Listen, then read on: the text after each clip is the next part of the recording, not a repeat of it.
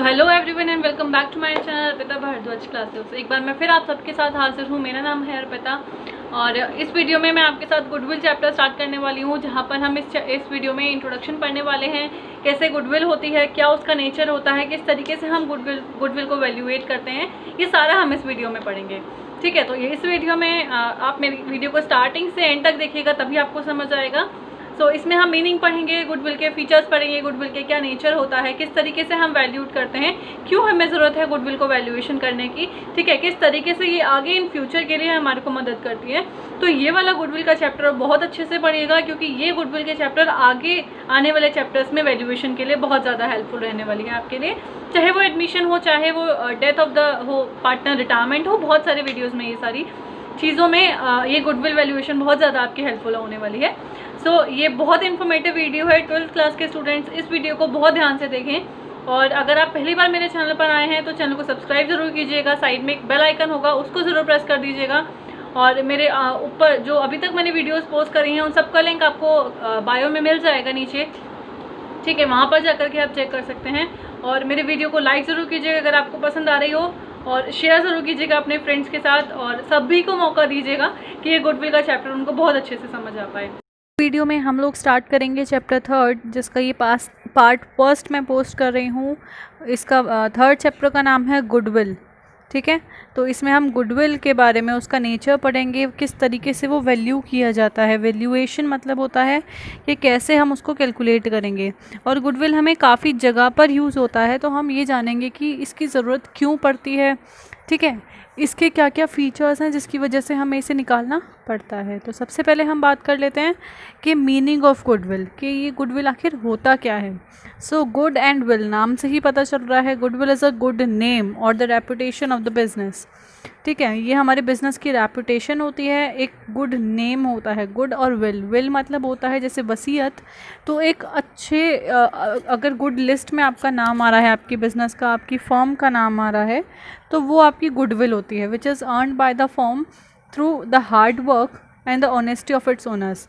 जो फर्म के ओनर्स होते हैं वो इतनी ज़्यादा मेहनत करते हैं, ठीक है, ये देखिए यहाँ पर वो इतनी ज़्यादा मेहनत करते हैं, ऑनेस्टी के साथ अपना काम करते हैं। If the firm renders the good services to the customers, अगर कस्टमर को अच्छी सर्विस प्रोवाइड करेंगे, यहाँ पर अगर फर्म में जो ओनर हैं या फिर जो भी काम कर रहे हैं, अगर कस्टमर्स को अच्छी सर्विस प्रोवाइड करेंगे तो कस्टमर आपके पास बार बार आएंगे। The customer who feel satisfied will come again and again and the firm will be able to earn more profits in future में ज़्यादा प्रॉफिट कमा पाएगी। Thus goodwill is the value of the reputation of the firm. Goodwill का क्या यहाँ पर role है कि वो आपकी फर्म की जितनी रेपुटेशन होती है ना, उसको एज अमाउंट में कन्वर्ट कर देती है, ठीक है, उसकी वैल्यू निकालना ही गुडविल है।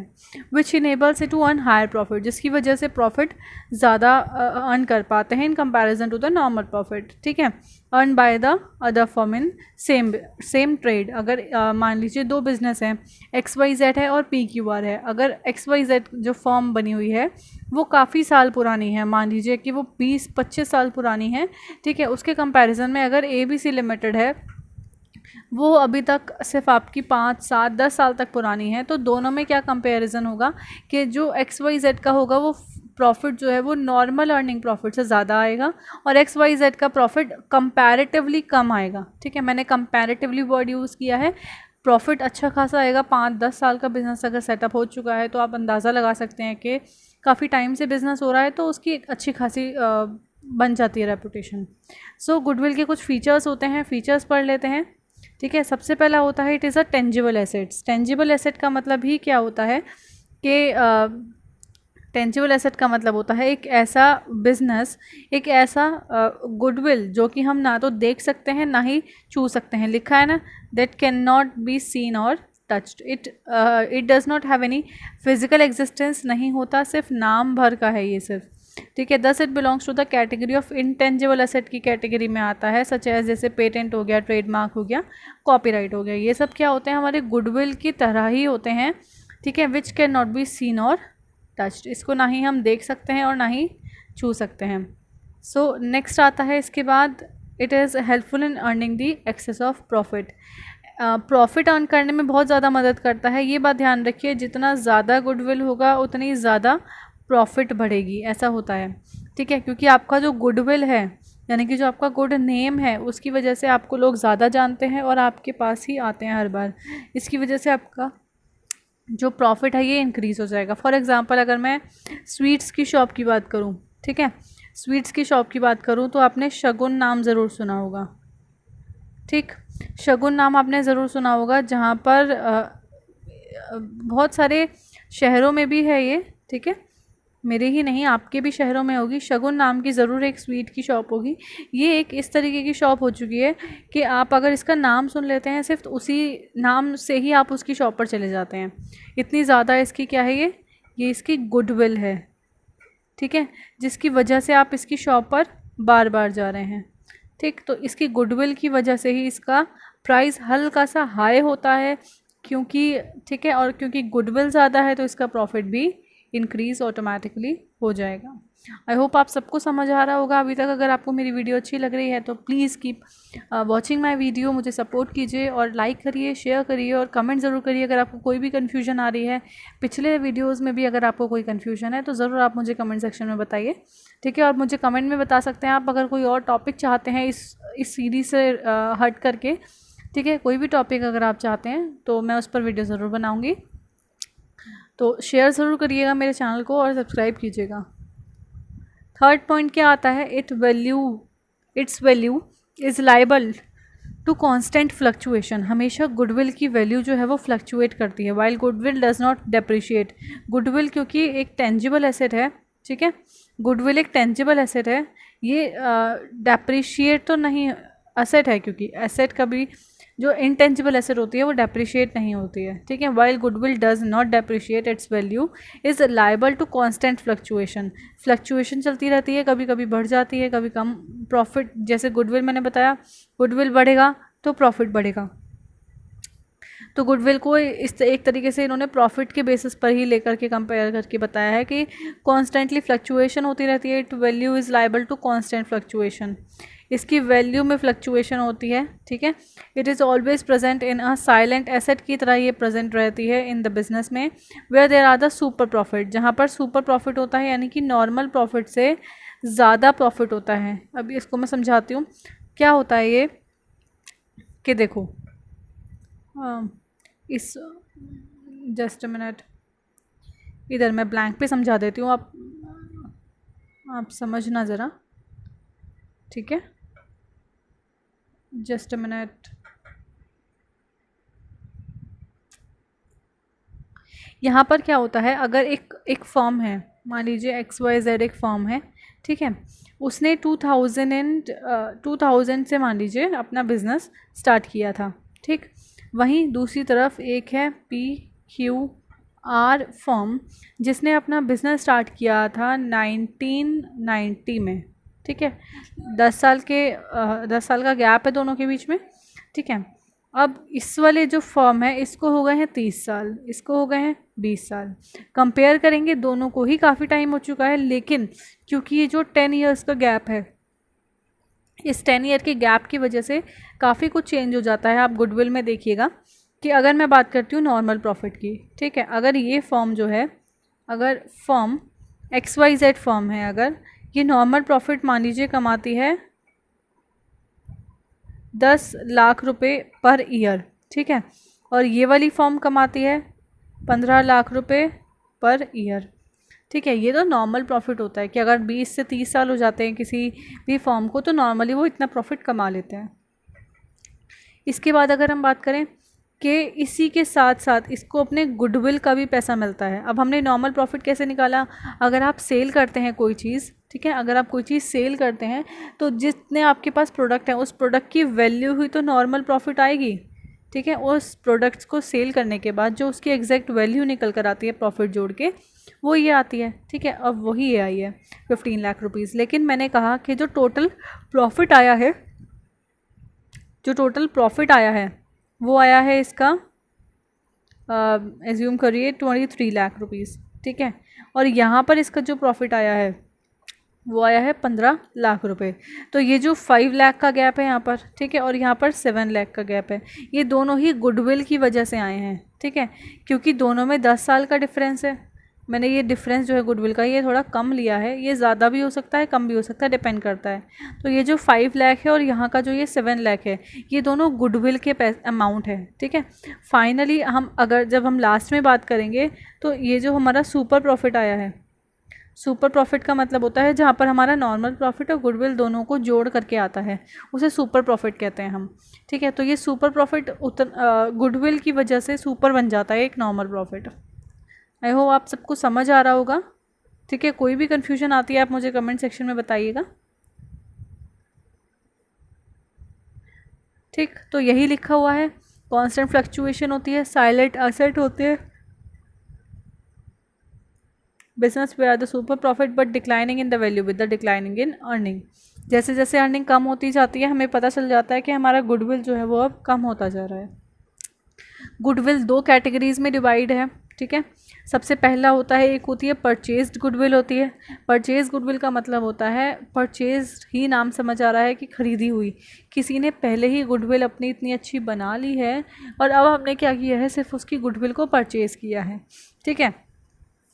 जैसे कि अगर एक XYZ लिमिटेड कंपनी फॉर्म है, ठीक है, फॉर्म हो या कंपनी हो, गुडविल सब में होती है, ठीक। तो अगर हमने उस बिज़नेस को सेटअप करे हुए लेट्स से 50 साल हो चुके हैं, वो बहुत ही इनहेरिटेड बिजनेस है, ठीक है, और अब हम चाहते हैं कि हम उसी के या तो हम एग्जैक्टली वही बिज़नेस परचेज कर लेते हैं, ठीक है, तो परचेज गुडविल हो जाती है। अब एक डोमिनोज़ का केस आपने देखा है कि डोमिनोज़ जो है अपना पेटेंट देता है, ठीक है। डोमिनोज़ जो है वो जो भी उसका नाम यूज़ करता है, ठीक है, उसके नाम से अगर कोई भी पिज़्ज़ा सेल आउट करता है तो वो उसको फ्रेंचाइजी देता है अपनी, ठीक है, जिसके लिए वो चार्ज करता है। इसी तरीके से ये परचेज गुडविल क्या होती है, purchase goodwill means goodwill for which a consideration have been paid, जिसके लिए कुछ पैसा दिया जा रहा है। Example, when the business is purchase the excess of purchase consideration of the net asset, asset minus liability is the purchase goodwill. It is separately recorded in the books because it is purchase by paying in the form of cash और kind. इस वाले point को मैं एक बार फिर से बता देती हूँ। ये जो लिखा हुआ है net asset, asset minus liability, ठीक है, एक्सेस ऑफ परचेज कंसिडरेशन लिखा हुआ है। लेट्स से एक बिज़नेस है, वही दोबारा से मैं कहूँगी XYZ लिमिटेड कंपनी है, ठीक है, जिसकी टोटल असेट्स, मैंने क्या कहा, टोटल असेट्स जिसकी मान लीजिए 10 करोड़ की है, ठीक है, जिसकी लायबिलिटी यानी कि खर्चे मिला करके, सिर्फ खर्चे मिला करके लगभग मान लीजिए 2 करोड़ रुपीज़ हैं, ठीक है, 2 नहीं ज़्यादा ही होंगे क्योंकि 10 करोड़ की अगर उसके पास असेट्स है, सो लेट्स से कि उसके पास 4 करोड़, ठीक, 4 करोड़ की उसके पास लायबिलिटीज़ हैं, यानी कि अब जो बिज़नेस बचा वो बचा 6 करोड़ का, ठीक है। जब हम बेचते हैं अपना बिज़नेस तो हम असेट्स में से consideration of its net asset पर बेचते हैं, ठीक है, असेट्स में से लायबिलिटीज़ माइनस कर देते हैं, ठीक है। तो 6 करोड़ में मैंने बेचा, समझ आ रहा है, क्योंकि अब तो उस बंदे की लायबिलिटी ख़त्म हो गई है, अब जो भी लायबिलिटी है वो है उस पर्सन की जिसने बिज़नेस को परचेज़ किया है, ठीक। तो अभी इसने क्या किया कि एक्सेस ऑफ परचेज कंसिडरेशन, अब जो बिज़नेस हमारा बचा, जो हमारा बिज़नेस है वो 6 करोड़ का है, ठीक है, लेकिन क्या किया, जो ओनर था उसने इससे मांगे लेट्स से 12 करोड़, ठीक है। बिज़नेस, दोबारा सुन लीजिए, बिज़नेस अब बचा है हमारा सिर्फ 6 करोड़ रुपीज़ का, 6 करोड़ का हमारा सिर्फ बिज़नेस बचा हुआ है, लेकिन जो 12 करोड़ ओनर ने मांगे हैं वो क्यों मांगे हैं, ये जो डिफरेंस आ रहा है 6 करोड़ का, यही है गुडविल का पैसा, ठीक है, क्या है ये, यही है गुडविल का पैसा, ठीक है, जिसकी वजह से ये प्राइस इतना बढ़ गया है। 6 करोड़ की सिर्फ उसको असेट्स मिलेंगी, यानी कि जो भी उसका बिज़नेस है वो 6 करोड़ में मिलेगा, लेकिन उसको 12 करोड़ जो पे करने पड़ रहे हैं वो 6 करोड़ जो हैं इसकी गुडविल के हैं, जो 50 सालों में अभी तक इन्होंने अपना बिज़नेस खड़ा किया है, ठीक है, वो इस चीज़ के हैं। तो परचेज गुडविल आप सबको समझ आई होगी। नेक्स्ट होती है हमारी self generated goodwill. Self generated से ही समझ आ रहा है कि जो खुद से जनरेट की गई है, किसी से परचेज नहीं गई। It is also called a inherited goodwill होती है। It is an internationally generated internally generated goodwill होती है which arise from the number of factors that are running business possesses due to which it is able to earn more profit in the future. अब क्योंकि ये self generated है यानी कि ये inherited है। अब अकेला बंदा तो एक अगर बिज़नेस स्टार्ट करता है वो एकदम से इतनी जनरेट नहीं कर पाता गुडविल, काफ़ी टाइम लगता है। दादाजी के टाइम से अगर काम चलता आ रहा है, ठीक है, तो पापा उसको इनहेरिट करेंगे, फिर उसके बाद उनका बेटा करेगा, फिर उसका बेटा करेगा, तो ये इनहेरिटेड गुडविल हो जाती है जो कि इन्होंने खुद से जनरेट की हुई है। अच्छा, हमने बहुत सारी चीज़ें पढ़ ली, हमने मीनिंग पढ़ लिया, हमने इसके फीचर्स पढ़ लिए हैं, हमने गुडविल को 2 कैटेगरीज में डिवाइड भी कर लिया। अब मैंने आपको बता दिया कि गुडविल की क्यों नीड पड़ती है, फिर भी एक बार हम पढ़ लेते हैं कि हम वैल्यू क्यों करते हैं। When a mutual right of a partners changes, the partner which make a sacrifice must be compensated. This basis of compensation is goodwill, so we need to calculate the goodwill. अच्छा, अब क्यों goodwill की ज़रूरत firm में या फिर इस जगह पर क्यों पड़ती है, ये तो हमने अभी तक जाना था कि अगर हम फर्म को बेच रहे हैं, ठीक है, तो हम बायर से पैसा मंगाएंगे। लेकिन कभी कभी ऐसा होता है कि जब पार्टनर्स के बीच में उनका प्रॉफिट शेयरिंग रेशियो चेंज हो जाता है, ठीक है। फॉर एग्जांपल अगर तीन पार्टनर्स हैं, ठीक है, लेट्स से 3 पार्टनर्स हैं, मैं आपको एग्जांपल दे करके बताती हूँ। लेट्स से आपके पास 3 पार्टनर्स हैं, ए है, बी है और सी है। आप 3 पार्टनर्स हैं। अब डी जो है वो ज्वाइन होने आ रहा है। इससे क्या हुआ, अभी तक आपका प्रॉफिट शेयरिंग रेशियो था 3:2:1। डी ने क्या कहा, डी ने कहा कि भाई मैं तो अपना हिस्सा लूँगा, ठीक है, और मुझे शेयर चाहिए जैसे कि 2/5 ले लो, ठीक, 2/5 ले लो। इससे क्या फ़र्क पड़ता है कि अब ये जो 2 हिस्सा है, ठीक है, ये जो 2 पार्ट है, फॉर एग्जांपल इसको 3 रुपीज़ से हम कैलकुलेट कर लेते हैं। जैसे इसको 30,000 मिलते हैं, इसको 20,000 मिलते हैं, इसको 10,000 मिलते हैं, ठीक है। तो अब ये चाह रहे हैं कि जो डी आया है वो कह रहा है कि मुझे 20,000 चाहिए, ठीक है। तो अब अगर हमारे पास लेट से ये 3 पार्टनर्स है, यानी कि हमारा जो प्रॉफिट है वो भी 60,000 आया होगा, तभी तो 3:2:1 में बटे हैं। अब ये जो 20,000 है, ये 20,000 हम कहाँ से अरेंज करेंगे, 20,000 हम कहाँ से अरेंज करेंगे, तो ये जो 20,000 हैं इनमें से किसी का प्रॉफिट कम करना पड़ेगा, यानी कि कोई ना कोई सेक्रीफाइस करेगा for gaining the profit of D.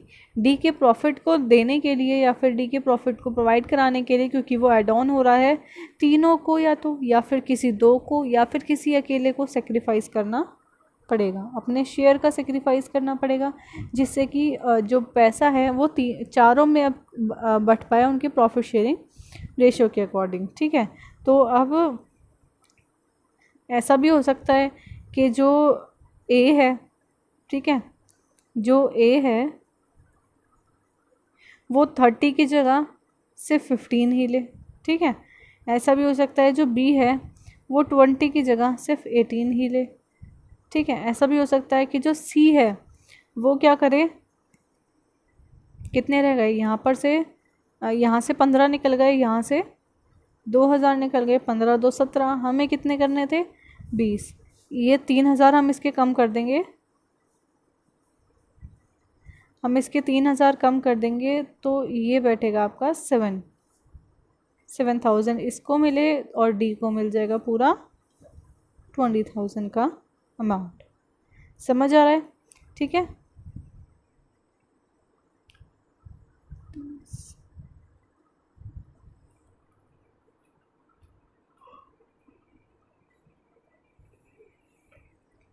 इस तरीके से हम कैलकुलेट करेंगे और इसीलिए हमें गुडविल की ज़रूरत पड़ती है कि ये जो अब बंदे ने जो सेक्रीफाइस किया है, यानी कि इसने जो 5,000 का सेक्रीफाइस किया है, इसने जो अपने में से 2,000 का सेक्रीफाइस किया है, इतने जो 3,000 का किया है, यानी कि इसका शेयर बनाने के लिए, इसका शेयर बनाने के लिए जो 20,000 का सेक्रीफाइस इन पार्टनर्स ने किया है, इस सेक्रीफाइस को फुलफ़िल करने के लिए हम गुडविल के नाम से पैसा मंगाते हैं, नए वाले पार्टनर से कैपिटल तो वो लेकर आएगा, कैपिटल के साथ साथ वो ये गुडविल भी लेकर आएगा, जो कि इन तीनों को दी जाती है, जिससे इन तीनों के शेयर का कंपनसेशन किया जाता है जो इन्होंने सेक्रीफाइस किया है। समझ आया होगा? ठीक है। इसके बाद यहाँ पर आते हैं कुछ फैक्टर्स भी हैं जो वैल्यू ऑफ गुडविल को अफेक्ट करते हैं। ठीक है, सबसे पहले एफिशिएंट मैनेजमेंट होता है। एफिशिएंट मैनेजमेंट क्या होता है? जब एक बिज़नेस रन करता है, ठीक है, एक एक्सपीरियंस के साथ रन करता है, एफिशिएंट मैनेजमेंट के साथ वो रन करता है, प्रॉफिट जो है वो इंक्रीज़ होता चला जाता है जब आपका मैनेजमेंट सही होता है। लेकिन इंक्रीज़ होने की वजह से क्या होता है, यही आपकी वैल्यू ऑफ गुडविल कंसीडर किया जाता है। अगर आपका प्रॉफिट इंक्रीज़ नहीं हो रहा है किसी भी तरीके से, अगर आपके पास एफिशिएंट मैनेजमेंट नहीं है, तो आपका प्रॉफिट इंक्रीज़ नहीं होगा, और क्योंकि प्रॉफिट कम हो रहा है यानी कि आपकी गुडविल कम हो रही है। नेक्स्ट आता है क्वालिटी ऑफ प्रोडक्ट्स, यानी कि अगर आप सेलर हैं या फिर आप प्रोड्यूसर हैं या फिर आप मैन्युफैक्चरर हैं, कुछ भी हैं, जो चीज़ जिस भी प्रोडक्ट का आप बिज़नेस कर रहे हैं, वो आपका जो प्रोडक्ट है that must be very in high quality, और the quality which equalise to the amount which you are charging from the customers. ठीक है, जो भी आप कस्टमर से पैसा चार्ज कर रहे हैं, एटलीस्ट उसके इक्विवेलेंट आपका प्रोडक्ट होना चाहिए जो आप कस्टमर्स को दे रहे हैं। So if the firm is supply good quality of product, then the customer will come again and again for the same, and thus will create the goodwill and brand name for the same. Next हमारे पास आता है location of business. आपका business कहाँ पर है? Convenient है, प्रोमिनियंट है, अगर प्लेस जहाँ तक कस्टमर पहुँच पाते हैं तो ही आपकी गुडविल बढ़ेगी। फॉर एग्जांपल, जहाँ पर आप रहते हैं, अगर आपके घर के एक आपकी कॉलोनी है पूरी, ठीक है, ठीक, आपकी अगर कॉलोनी है पूरी, तो अगर उसके पास ही कोई राशन की शॉप है, ग्रॉसरी की शॉप है या फिर मॉल है, देखिएगा, तो वहाँ पर उनकी सेलिंग ज़्यादा होती है। क्यों? क्योंकि वो सारे सोसाइटी के जो लोग हैं उनके रीच में है, यानी कि कन्वीनियंटली वहाँ पर सब लोग पहुँच पाते हैं। यही देखिए कि अगर आपके सोसाइटी के पास कोई मॉल होता ही नहीं, ठीक है, दूर होता, या फिर एक पास है और एक दूर है, तो आप दोनों में कंपैरिजन कर सकते हैं कि वो जो दूर वाला मॉल है वहाँ पर कोई नहीं जाता, तो आपका जो प्लेस है वो कन्वीनियंट होना चाहिए कस्टमर्स के लिए, तभी गुडविल बनेगी। लॉन्गेटिविटी होनी चाहिए बिज़नेस में। अगर पुराना बिज़नेस है, उसको कस्टमर ज़्यादा अच्छे से जानते हैं, वही मैं कहूँगी पुराना बिज़नेस है, गुडविल काफ़ी अच्छी होगी। और when the business enterprises build up the good reputation over a period of time, the number of customers will more in comparison to the customer of the new entrance. अगर नया business है उसके customers कम होते हैं, पुराने business के customer ज़्यादा होते हैं। इसी से ही पता चलता है कि प्रॉफिट अर्निंग ज़्यादा है, कैपेसिटी ज़्यादा है बिज़नेस में, और क्योंकि प्रॉफिट ज़्यादा है तो गुडविल ज़्यादा होगी, प्रॉफिट कम है तो गुडविल कम होगा। मोनोपोलिस्टिक एंड अदर राइट्स भी होते हैं। बिजनेस एक मोनोपोली मार्केट एंजॉय करता है, ठीक है। Business, if the business enjoys a monopoly market, it will have assured the profit. तो प्रॉफिट पक्का है आपका। मोनोपोली का मतलब क्या होता है? आपने इकोनॉमिक्स में भी पढ़ा होगा, जिसके पास सोल राइट होता है, यानी कि जो अकेला राजा है। यानी कि अगर आपका बिजनेस ग्रॉसरी का है, ठीक है, और आपके एरिया में सिर्फ आप ही की ग्रॉसरी शॉप है, तो इससे अच्छी तो कोई बात ही नहीं हो सकती है, ठीक है। सभी लोग आपसे परचेज करेंगे सामान, जिसकी वजह से आपका प्रॉफिट बढ़ेगा। And the same thing is that when the profit will increase, then automatically the goodwill of your firm और a business is increasing. I hope आप सबको समझ आ रहा है, ठीक है। फिर एक मेथड होता है, ठीक, यहाँ पर हम पढ़ेंगे method of valuation of goodwill, किस तरीके से हम वैल्यूट करते हैं, ठीक है। तो यहाँ पर क्या करते हैं हम, देखो, एक होता है एवरेज प्रॉफिट मेथड, एक होता है सुपर प्रॉफिट मेथड, एक होता है capitalization method. Average profit method के अंदर हम पास्ट ईयर के बेसिस पर, ठीक है, लगातार अगर सेम प्रॉफिट निकल करके आ रहा है कुछ पास्ट ईयर से, तो हम एवरेज प्रॉफिट लगाते हैं। हम सरप्लस पे लगाते हैं सुपर प्रॉफिट, ठीक है। सरप्लस क्या होता है? जो आपने सेल किया है, कॉस्ट से ऊपर जो आपका प्रॉफिट आ रहा है, उस पर हम सरप्लस मेथड, सरप्लस कहते हैं, उसी बेसिस पर निकालेंगे। और कैपिटलाइजेशन हम निकालते हैं नॉर्मल रेट ऑफ रिटर्न से, यानी कि एवरेज प्रॉफिट को कैपिटलाइज कर देंगे, यहाँ पर हम सुपर प्रॉफिट को कैपिटलाइज कर देंगे, ठीक है। तो आज जो हम पढ़ने वाले हैं इस वाले वीडियो में, वो हम weighted average profit method cover करेंगे और सिंपल एवरेज मेथड को कवर करेंगे, ठीक है। सो इसको आगे बढ़ाते हैं। एवरेज प्रॉफिट मेथड की बात कर लेते हैं। गुडविल का फॉर्मूला होता है यहाँ पर average profit into number of year purchase. Formula बिल्कुल अच्छे से याद कर लीजिए। अगर कुछ नहीं करके आ रहा, कुछ भी अगर आपको समझ नहीं आ रहा तो एटलीस्ट आप फॉर्मूलेज तो ज़रूर लिख करके आइए, ठीक है। लेकिन अगर आप फॉर्मूलेज याद रखेंगे, वही कर देंगे, तो फिर क्वेश्चन करना आसान हो जाता है। सो गुडविल को हम average profit method into number of year purchase करेंगे।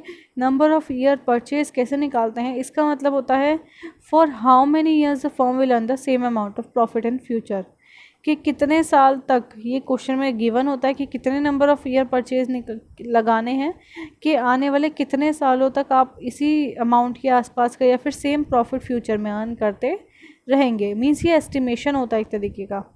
इसके बाद आपको एवरेज प्रॉफिट निकालना पड़ेगा यहाँ से, ठीक है। ये जो एवरेज प्रॉफिट निकालना है उसका यहाँ पर ये फॉर्मूला है total profit upon number of years. मैंने क्या कहा, पास्ट ईयर के बेसिस पर निकालते हैं, पास्ट ईयर के प्रॉफिट पर, तो उन सबका टोटल करेंगे और जितने ईयर का प्रॉफिट लिया है उतने ईयर से डिवाइड कर देंगे। फिर आता है टोटल प्रॉफिट क्या होता है। अब इस क्वेश्चन से टोटल प्रॉफिट कैसे निकालेंगे, नॉर्मल प्रॉफिट जो आप अर्न करते हैं उसमें से नॉर्मल एक्सपेंसेस माइनस कर दें, जो डेली वेजेस के खर्चे होते ही होते हैं जिसको आप इग्नोर नहीं कर सकते हैं, उसमें ऐड कर देंगे एबनॉर्मल लॉसेस। अच्छा, नॉर्मल प्रॉफिट और एबनॉर्मल प्रॉफिट में अपोजिट का रिलेशन होता है। अगर प्रॉफिट होता है, ठीक है, तो हम यहाँ पर प्लस कर देते हैं नॉर्मल का, लेकिन वहीं अगर एबनॉर्मल की प्रॉफिट हो रही है, एबनॉर्मल की इनकम हो रही है, तो हम माइनस करते हैं। वहीं नॉर्मल के एक्सपेंसेस, नॉर्मल के लॉसेस हो रहे हैं तो हम माइनस करते हैं, लेकिन एबनॉर्मल की लॉसेस हो रहे हैं या एबनॉर्मल की वो हो रहे हैं एक्सपेंसेस, तो हम ऐड ऑन कर देते हैं। फिर इसमें हम माइनस कर देंगे इनकम फ्रॉम इन्वेस्टमेंट, यानी कि टोटल प्रॉफिट हम कैसे निकालेंगे। मान लीजिए कि 10 लाख रुपए का हमारे पास नॉर्मल प्रॉफिट हुआ, उसमें से डेली वेजेस के खर्चे या फिर जो भी हमारे खर्चे होते हैं वो 3 लाख रुपए के निकल गए, ठीक है। ऐसे समझिए इसको कि अगर आपके पास 10 लाख रुपए का प्रॉफिट हुआ जिसमें से 3 लाख रुपए आपके डेली के निकल गए हैं, बचे आपके पास 7 लाख रुपीज़। अब क्या हुआ, एबनॉर्मल लॉस हो गया, यानी कि अचानक से फायर लग गई आपके जहाँ पर सामान रखा था, जिसकी वजह से आपका 5 लाख का नुकसान हो गया। ये कितने बन गया, 12 लाख रुपीज़ हो गए अब आपके पास, ठीक है। प्रॉफिट 12 लाख रुपीज़, क्योंकि एबनॉर्मल लॉसेस हम ऐड कर देते हैं टोटल प्रॉफिट में, ठीक। एबनॉर्मल इनकम, यानी कि अचानक से आपका जो एक बड़ा मशीन था जो अभी तक स्क्रैप में रखा हुआ था, वो अचानक से बिक गया और वो बिका आपका 3 लाख रुपए का, ठीक है। तो 3 लाख रुपए हमने इसमें से माइनस करे, बचा 9 लाख रुपीज़। इनकम आ गई इन्वेस्टमेंट से, ठीक है। इनकम कितनी आई आपके पास, जैसे 2 लाख रुपीज़ आई, ठीक। तो बचा कितना, 7 लाख रुपीज़। तो ये जो 7 लाख रुपीज़ अब आपके पास बचा है, यही है आपका टोटल प्रॉफिट। अब इसी पे ही हम नंबर ऑफ़ ईयर्स लगा देंगे। ये तो 1 साल का आया है, ये मत सोचिए कि ये सारे साल का है, ये अभी सिर्फ 1 साल का आया है, ठीक है। जिस गिवन ईयर में आपने ये सारी एडजस्टमेंट करी हैं, ये सारी एडजस्टमेंट सिर्फ 1 ही साल की हैं, तो ये आया 7 लाख रुपीज़, ठीक है। और इसी तरीके से हम अलग अलग साल का निकालेंगे और नंबर ऑफ़ ईयर्स से डिवाइड कर देंगे, ठीक। इसके बाद this is a very simple and widely followed concept होता है वैल्यूएशन ऑफ गुडविल का। इस मेथड के अंदर गुडविल जो है वो कैलकुलेट करी जाती है basis of the number of past years. Average of such profit is multiplied by the agreed number of years to find out the value of goodwill. Goodwill निकालने के लिए एवरेज प्रॉफिट जो होता है उसको हम मल्टीप्लाई कर देते हैं नंबर ऑफ़ ईयर्स से, यानी कि फ्यूचर की जितना हमारा एस्टिमेशन होता है। बायर हमेशा चाहता है कि वो फ्यूचर में होने वाले प्रॉफिट्स को एस्टिमेट करके रखे, तो फ्यूचर प्रॉफिट डिपेंड करते हैं उसकी एवरेज परफॉर्मेंस के ऊपर। जैसे कि आपके स्कूल में भी होता है, आपका रिज़ल्ट, फाइनल रिज़ल्ट किस पर डिपेंड करता है, आपकी ये जो क्लासेस चल रही हैं, ठीक है, ये जो पूरा साल पूरा सेशन है, इसके परफॉर्मेंस के बेसिस पर पता चलता है कौन इतने एग्ज़ाम आएगा, कौन पास हो पाएगा, कौन नहीं हो पाएगा, किसके कैसे नंबर आ सकते हैं। तो यही है फ्यूचर एस्टिमेशन कैसे होता है, जब आप पूरे थ्रू आउट द ईयर की परफॉर्मेंस का एवरेज जब आप समझ लेते हैं, ठीक है। पास्ट प्रॉफिट इंडिकेट करता है कि what profit share likely to accrue, future में कितना हो पाएगा, therefore the past profit are average कर लेते हैं। इससे रिलेटेड एक क्वेश्चन है वो देख लेते हैं। गुडविल जो है वो वैल्यू की गई है 3 ईयर परचेज ऑफ 4 ईयर्स, ठीक है। वैल्यू है 3 साल, यानी कि 3 ईयर परचेज प्रॉफिट है। नंबर ऑफ़ ईयर परचेज क्या है, 3। 4 साल का एवरेज प्रॉफिट दिया हुआ है, 12,000, 18,000, 16 and 14,000। Amount of goodwill calculate करना है, सिंपल करेंगे। सबसे पहले फॉर्मूला लगाएंगे, goodwill is equal to average profit into number of year purchase. Number of year purchase हमें 3 ऊपर गिवन है, ठीक है। यहाँ पर ये जो नंबर ऑफ़ ईयर परचेज हैं, ये जो 3 है, ये हमें नंबर ऑफ़ ईयर परचेज दिए हुए हैं। एवरेज प्रॉफिट लगा देंगे। एवरेज प्रॉफिट का मतलब होता है total profit upon number of year purchase. Total profit 12 + 18 + 16 + 14 divided by 4। कितना आ गया? 15,000 आ गया। अब इस 15,000 को इस 3 यानी कि नंबर ऑफ़ ईयर परचेज से मल्टीप्लाई कर देंगे तो आंसर इज़ 45,000। आई होप आप सबको क्वेश्चन समझ आ रहा होगा। कोई भी कन्फ्यूजन आती है आप मुझे कमेंट सेक्शन में लिखिए, और अपने जो आपकी जो बुक है TS गरेवाल वगैरह होगी आपके पास, उससे ज़रूर क्वेश्चन करके देखिएगा, बहुत ईजी है। अगला क्वेश्चन कहता है, मोहन ने परचेज़ किया है ए का बिजनेस 1 जनवरी 1998 को। प्रॉफिट डिस्क्लोज़ किया है ए ने, 3 साल का प्रॉफिट है, ठीक है। 40,000, 50,000, 45,000। अब यहाँ पर कुछ एडजस्टमेंट की एंट्रीज़ हैं। यहाँ पर देखिए 5,000 इंक्लूडिंग एबनॉर्मल गेन, क्योंकि एबनॉर्मल गेन है तो माइनस हो जाएगा, ठीक है। यहाँ पर है चार्जेस एबनॉर्मल लॉसेस हैं तो प्लस हो जाएगा, ठीक है। इसके बाद excluding 5,000 as annual insurance premium. Annual insurance premium इसमें से, ठीक है, हटाना है, अभी हटाया हुआ नहीं है।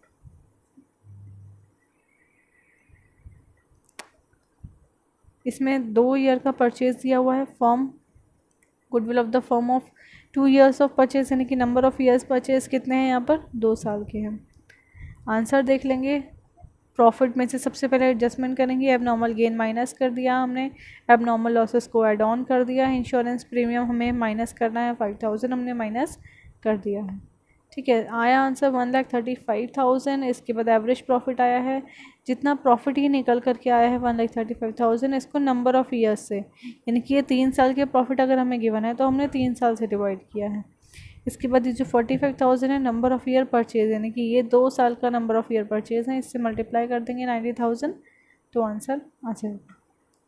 इसके बाद वेटेड एवरेज मेथड कैसे होता है? इसमें गुडविल का फॉर्मूला है weighted average profit into number of year purchase. Same है, वहाँ पर एवरेज था तो एवरेज प्रॉफिट लगाया, यहाँ पर वेटेड एवरेज है तो weighted average. Number of year purchase की डेफिनेशन वही रहेगी। Weighted average total product of profit, वहाँ पर एवरेज था, हमने सारे प्रॉफिट्स को प्लस किया था। यहाँ पर क्या करेंगे? हम प्रोडक्ट करेंगे, मल्टीप्लाई करेंगे, ठीक है। यहाँ पर वेट से डिवाइड कर देंगे।